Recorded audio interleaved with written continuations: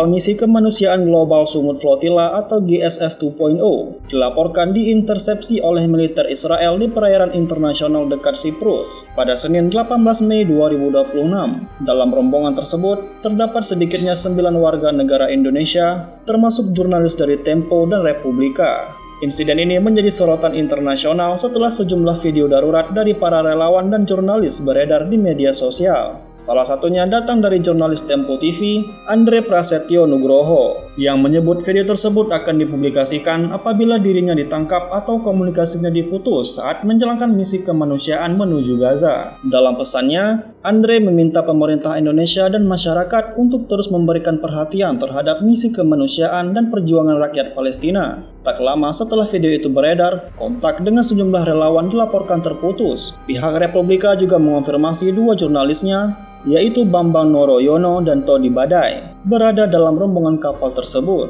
Pimpinan redaksi Republika, Andi Muhyiddin, menyatakan keselamatan para relawan dan jurnalis menjadi prioritas utama. Menurut informasi yang diterima, para relawan tidak membawa senjata, melainkan bantuan kemanusiaan berupa obat-obatan dan logistik untuk warga Gaza. Tindakan penghentian kapal oleh militer Israel dinilai sebagai pelanggaran terhadap hukum internasional dan prinsip kemanusiaan. Sebelum komunikasi terputus, jurnalis Republika Bambang juga sempat mengirimkan pesan video yang meminta pemerintah Indonesia membantu pembebasannya dari tentara Israel. Hingga kini, status kapal dan para relawan masih belum diketahui secara pasti.